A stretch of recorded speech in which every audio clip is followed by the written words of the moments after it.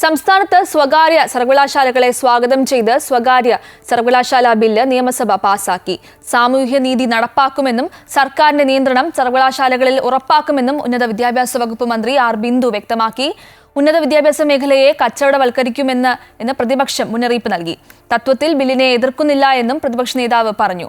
Bill governor ഒപ്പിടുന്നതോടെ നിയമമായി മാറും. സ്വകാര്യ സർവകലാശാലകളെ സ്വാഗതം ചെയ്തുകൊണ്ടുള്ള ബിൽ കഴിഞ്ഞ ദിവസം നിയമസഭ ചർച്ച ചെയ്യുകയും ഇന്ന് പാസാക്കുകയും ചെയ്തു.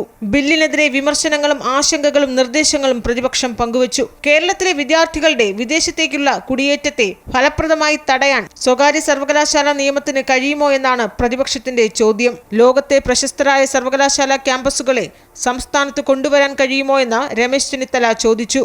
സ്റ്റുഡന്റ് മൈഗ്രേഷനെ തടയാനുള്ള എന്ത് നടപടിയായിരിക്കും ഇതുകൊണ്ട് ഉണ്ടാകുന്നത് എന്നുള്ളതാണ് ഏറ്റവും പ്രധാനപ്പെട്ട കാര്യം. ഏത് കോർപ്പറേറ്റുകൾക്കും സർവകലാശാല തുടങ്ങാമെന്ന അവസ്ഥ ഒഴിവാക്കണമെന്നും ഉന്നത വിദ്യാഭ്യാസ മേഖലയെ കച്ചവടവൽക്കരിക്കാനുള്ള നീക്കം ഉണ്ടാകരുതെന്നും പ്രതിപക്ഷ നേതാവ് മുന്നറിയിപ്പ് നൽകി. ബില്ലിനെ തത്വത്തിൽ എതിർക്കുന്നില്ലെന്നും വി ഡി സതീശൻ വ്യക്തമാക്കി.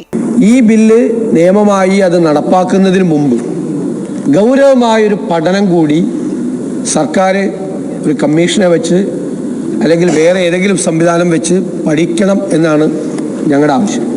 എന്നാൽ ഇടതു സർക്കാരിന്റെ പുതിയ കാൽവയ്പാണ് ഈ ബില്ലെന്നും സാമൂഹ്യനീതി ഉറപ്പാക്കുമെന്നും സർക്കാരിന്റെ നിയന്ത്രണത്തിൽ തന്നെയാകും സ്വകാര്യ സർവകലാശാലകളെന്നും മന്ത്രി ആർ ബിന്ദു ഉറപ്പു നൽകി. ഗവർണർ ബില്ലിൽ ഒപ്പിടുമോ എന്നതിനെ ആശ്രയിച്ചാണ് സ്വകാര്യ സർവകലാശാല നിയമം പ്രാബല്യത്തിൽ വരുന്നത്. അമൃത ന്യൂസ്, തിരുവനന്തപുരം.